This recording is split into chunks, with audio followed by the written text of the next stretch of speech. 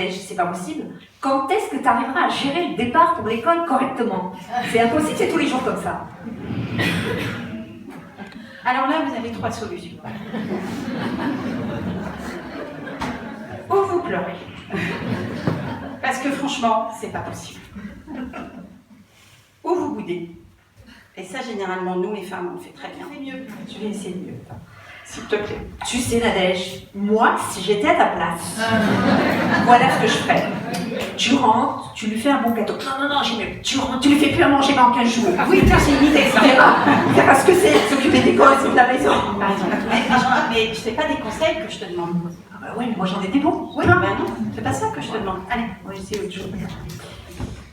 Depuis une vingtaine d'années, depuis bien le développement des neurosciences, on sait que les émotions sont nos conseillères. Nous avons absolument besoin des émotions pour vivre. Oui, il y a déjà des façons de faire. D'accord, donc je peux accepter les émotions, mais pas les comportements? C'est ça. Et ça, c'est une phrase essentielle qu'a dit le docteur Guinotte. Il a dit « Toutes les émotions sont légitimes, les comportements ne sont pas tous acceptables. Tu as le droit de détester ta sœur, par contre, tu n'as pas le droit de la mordre, de la taper ou de l'insulter. Non, ça c'est non négociable. Et c'est là aussi que vous allez apprendre à vos enfants à exprimer leurs émotions autrement qu'en tapant, en mordant, en insultant. Tu peux dire à ta sœur, j'en ai marre que tu viennes casser mes Legos comme ça tout le temps. Ouais. Voilà, il faut leur apprendre. C'est la jonction entre les deux. C'est lui qui est lié directement à notre cerveau archaïque parce que s'il y a une menace, il faut fuir, se battre ou se figer. Et ça, c'est inscrit ici. Mais notre cerveau émotionnel, il est en contact aussi avec tout notre cerveau ici, notre cerveau supérieur, parce qu'il nous aide sans arrêt à prendre des décisions. Émotionnel, si on doit l'appeler comme ça, il est quasiment mature à 7-8 ans. On comprend l'âge de raison.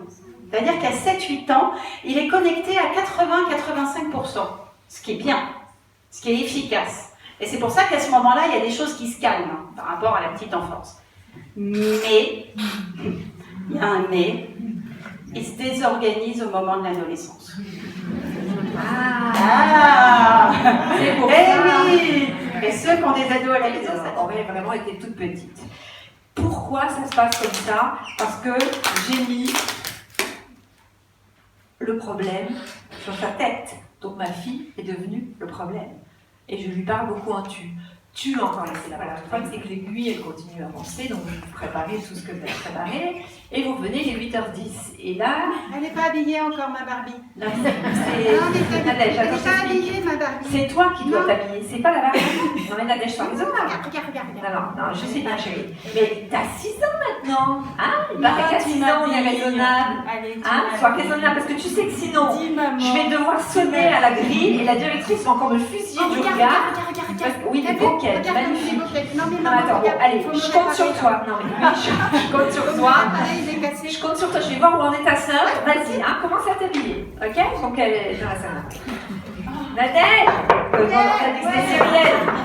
Ça va, t'as bientôt fini là, parce que tu comprends, il faut que tu sois raisonnable, chérie. Parce que tous les matins, t'emmener jusqu'au collège en voiture, c'est pas possible. Faut que je puisse te déposer au bus là. Hein.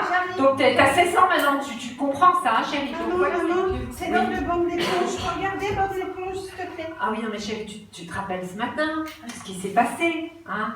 On avait dit, non, je sais, chérie. Mais on avait dit pas de télé ce soir. Non. Tu te rappelles? C'est un épisode que j'ai jamais vu. Je sais, mais je vous ai punis toutes les deux ce matin. Dit, maman, j'ai un exposé à faire. Non, pas d'ordi. 18 en maths. Ah, c'est super. C'est super, mais c'est super important. Non, mais maman, je vais mourir si je fais pas d'ordi. Je me rends pas compte. Tu vas pas mourir. Non, mais je te rappelle que je t'ai puni d'ordi jusqu'à la fin de la semaine. Je vais pas au collège demain. Si je ne peux pas faire d'ordi, je vais pas au collège. Oulala, vous allez me casser la tête. Non. Je sais bien que c'est pas possible. C'est pas possible. Non. Oui, je sais. Non, c'est pas possible. Là. Puis j'ai des trucs à finir. Oui, non. Et je te promets, demain, je range tout. Non, mais je sais, chérie. Tant mieux si tu ranges tout. C'est bien. Ça me fait plaisir. Non. Là, ça ramollit.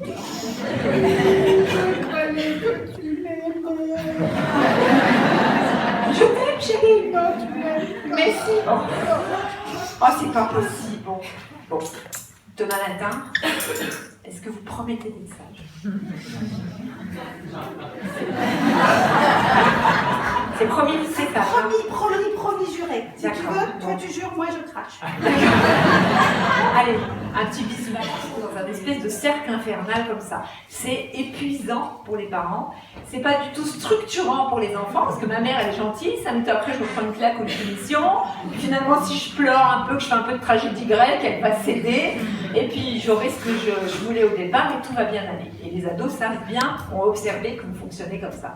Donc l'idée c'est de rompre ce cercle infernal, si épuisant et si peu structurant.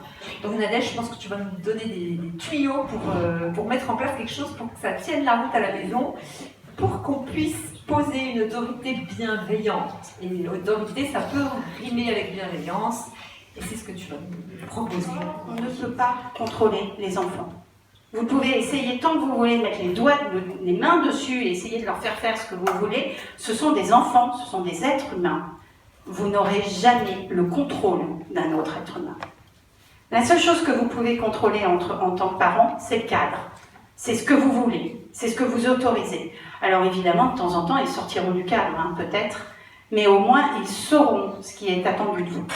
Alors en atelier, on utilise quelque chose d'assez simple, important. Le premier message, c'est « Et moi, si on m'écoutait comme ça ?» La prochaine fois que vous aurez l'impression de peut-être être un peu trop dans le blâme, dans le conseil, etc., dites-vous, voilà, moi, qu'est-ce que ça me ferait là, tout de suite, maintenant, si c'est moi qu'on écoutait maintenant. Et puis, le deuxième message, c'est qu'est-ce que ça me ferait si moi, on me parlait comme ça? Est-ce que ça m'aiderait? Est-ce que ça m'aiderait pas? Est-ce que ça me mettrait dans tous mes états? Donc ça, c'est le deuxième. Qu'est-ce que ça me ferait à moi? Merci à vous.